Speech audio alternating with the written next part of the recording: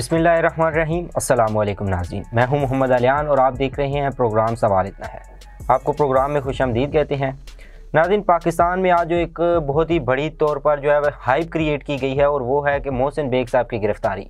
Mohsin bag साहब की गिरफ़्तारी क्यों हुई और क्या अवामल थे उनकी गिरफ़्तारी के पीछे, और क्या उन्होंने गलती की या क्या उन्होंने जो है वो कोई जुर्म किया जिसकी वजह से उनको गिरफ़्तार किया गया। आज के प्रोग्राम में आपको यही सब कुछ बताने की कोशिश करेंगे। सबसे पहले तो मोहसिन बेग साहब के बारे में बता दें, क्योंकि कुछ लोग जो है वो मोहसिन बेग साहब को नहीं भी जानते, हालांकि वो एक बड़ी शख्सियत है, सहाफ़त में एक बड़ा नाम है उनका। मोहसिन बेग साहब जो है वो एक सहाफ़ी हैं और अब तो वो सिर्फ सहाफ़ी हैं, लेकिन पहले वो है जो पाकिस्तान की सेनेट के मेंबर भी रह चुके हैं, यानी कि वो सेनेटर भी रह चुके हैं और परवेज़ मुशर्रफ साहब के बहुत ही ज़्यादा करीबी साथी थे और इमरान खान साहब के भी जो है वो 5 से 6 साल तक बहुत ज़्यादा करीबी साथी रहे। लेकिन आपने देखा होगा कि जो भी इमरान खान साहब से दूर हुआ हमेशा जलील ही हुआ, चाहे वो जहांगीर तरीन हो, चाहे वो चौधरी ओन हो या कोई और भी हो। जो भी इमरान खान साहब को छोड़ कर गया वो हमेशा जलील ही हुआ। इसी तरह जो है वो मोहसिन बेग साहब भी इमरान खान साहब के साथ 5 से 6 साल उन्होंने काम किया, लेकिन इमरान खान साहब को छोड़ने के बाद उन्होंने इमरान खान साहब पर जो है वो बहुत ज़्यादा तनकीद करना शुरू कर दी, उन पर और उनकी गवर्नमेंट पर बहुत ज़्यादा तनकीद की।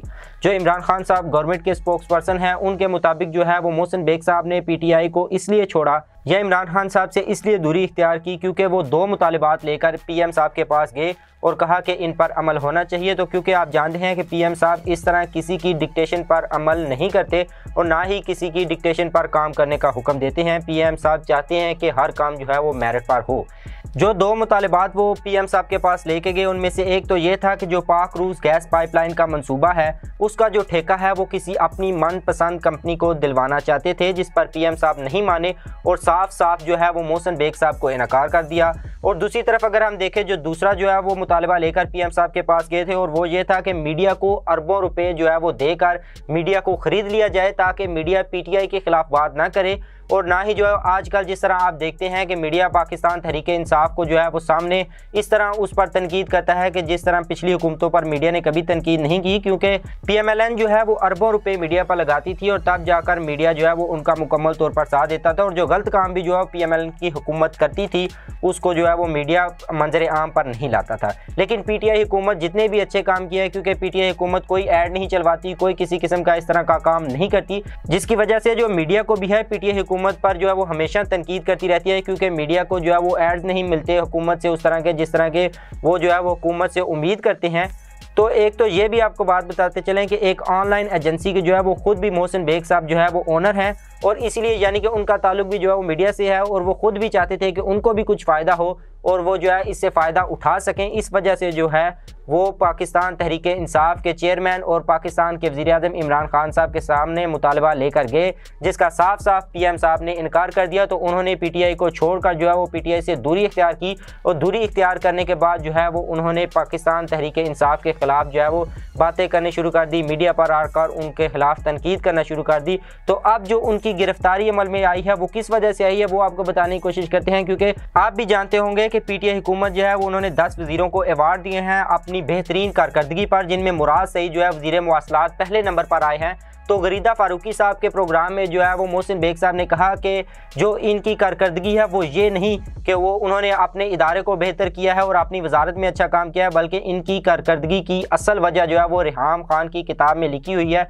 यानी कि वो गलत इस तरह की हाइप क्रिएट की गई है, इस तरह की बातें की जाती है कि कोई नाजायज़ तल्लुकात हैं मुराद सईद साहब के वज़ीर-ए-आज़म के साथ, इस वजह से जो है वो उनको पहले नंबर पर लाया गया और बहुत सारी और भी जो है वो गलत बातें की जाती है। लेकिन रिहाम खान की किताब में इस तरह की कोई भी बात मौजूद नहीं है। कुछ लोग जो है वो इस तरह की हाइप क्रिएट करके इस तरह की बातें करके उनको बदनाम करने की कोशिश में रहते हैं, जिसकी वजह से FIA को दरख्वास्त दी। जो मुराद सईद हैं वज़ीर मवासलात, उन्होंने कहा कि इन्होंने हरासमेंट के ज़रिए यानी कि मुझ पर मेरी शोहरत को में कमी लाने की कोशिश की और मुझ पर इल्ज़ामात लगाए। तो FIA ने जो है वो उन पर मुकदमा दर्ज करके उनको गिरफ़्तार कर लिया। तो गिरफ़्तारी के बाद जो है वो उनको जब लेकर गए सेशन कोर्ट में, तो FIA को जो सेशन कोर्ट है उन्होंने कहा कि आपने इनको गिरफ़्तार जो किया है वो गैर कानूनी है, क्योंकि सुबह 9 बजे जो है वो लाहौर में मुकदमा दर्ज होता है, तो 10 बजे किस तरह जो है वो इसको आप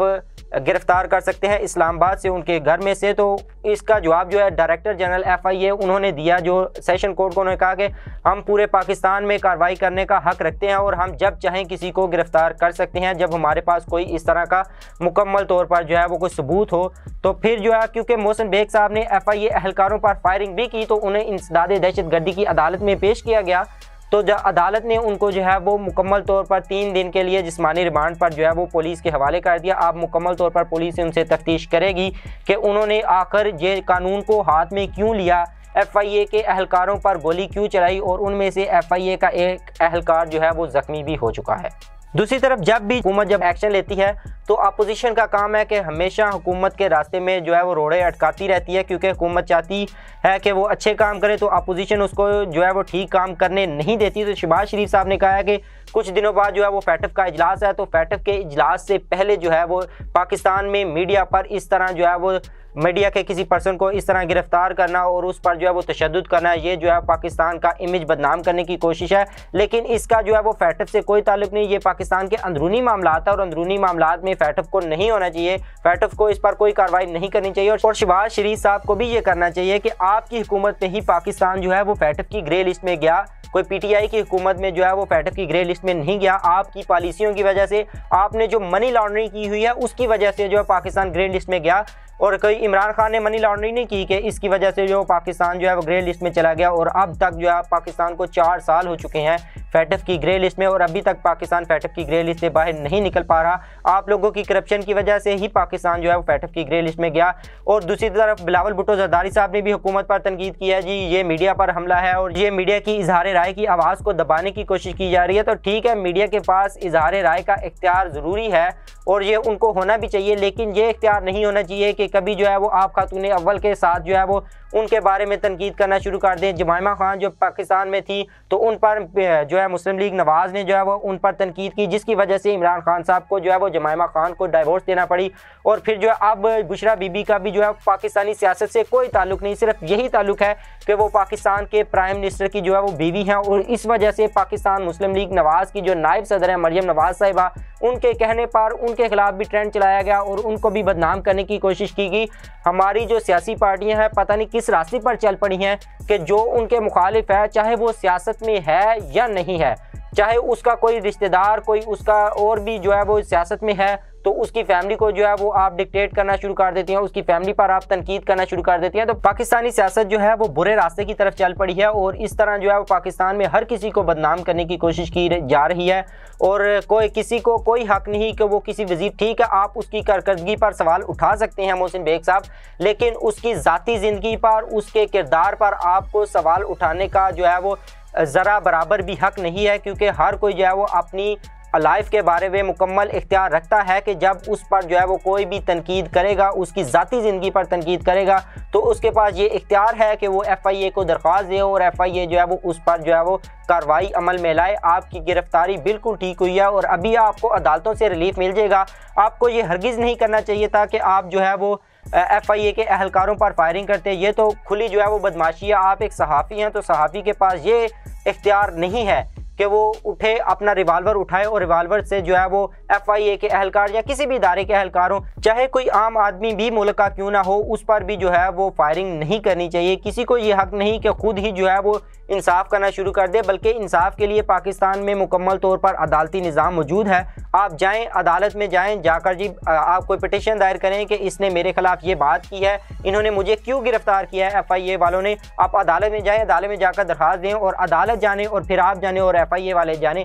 आपके पास ये कोई इख्तियार नहीं है कि आप रिवाल्वर लेकर उन पर फायरिंग करना शुरू कर दें। इस तरह तो हर कोई जो है बदमाश बन जाएगा, हर कोई उठकर जो है फायरिंग करना शुरू कर देगा, हर कोई इंसाफ खुद ही करना शुरू कर देगा। तो इंसाफ इस तरह नहीं होता, इंसाफ हमेशा जो है वो तीसरा बंदा है वो ही करता है। आप दो बंदों में जिनमें लड़ाई होती है वो दोनों आपस में इंसाफ नहीं कर सकते, तो तीसरा बंदा पाकिस्तान में पाकिस्तानी अदालतें हैं, पाकिस्तानी अदालतों में ही जाकर वो जो है वो आप इंसाफ करवा सकते हैं। अगर दूसरी जानिब बढ़ें तो कल एक और बड़ा फैसला जो हुकूमत के खिलाफ आया है वो है जी सेनेटर फैसल वावड़ा के खिलाफ। ایک بار پھر جو ہے وہ اسلام آباد ہائی کورٹ نے سینیٹر فیصل وابڈا کو جو ہے وہ نااہل قرار دے دیا ہے۔ پہلے جو ہے وہ الیکشن کمیشن آف پاکستان نے ان کو نااہل قرار دیا تھا، تو انہوں نے پٹیشن دائر کی اسلام آباد ہائی کورٹ میں کہ مجھے نااہل کیا گیا۔ تو چیف جسٹس اطہر من اللہ صاحب نے کہا کہ آپ نے غلط کوائف جو ہے وہ الیکشن کمیشن میں جمع کروائے، جب آپ اپنے کاغذات نامزدگی جمع کروا رہے تھے تو اس وقت آپ جو ہے وہ USA کے شہری تھے، جس کی وجہ سے آپ کو نااہل کیا گیا ہے۔ تو آپ دیکھتے ہیں جی فیصل وابڈا صاحب اگر سپریم کورٹ جاتے ہیں تو سپریم کورٹ سے کیا فیصلہ آتا ہے۔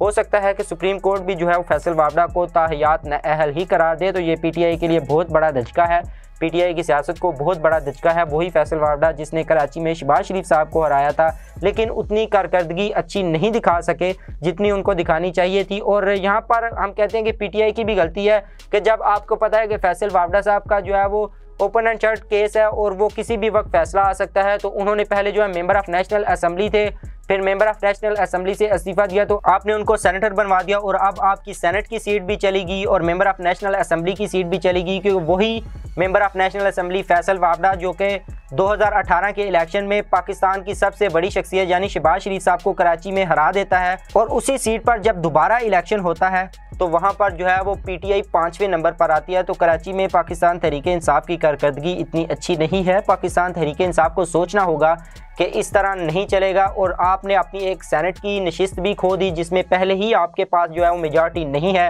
اور ممبر آف نیشنل اسمبلی کی سیٹ بھی آپ نے کھو دی ہے، اور وہاں پر ایک بار پھر جو ہے وہ پاکستان پیپلز پارٹی جیت چکی ہے۔ اب جو ہے الیکشن کمیشن آف پاکستان نے نئی تاریخ کا اعلان بھی کر دیا ہے، کیونکہ جو فیصل وابڈا صاحب کی حالی نشست ہوئی ہے وہاں پر الیکشن ہوگا اور وہاں پر ایک نیا سینیٹر منتخب ہوگا۔ آج کے لیے اتنا ہی، مجھے دیجیے اجازت، اللہ نگہبان۔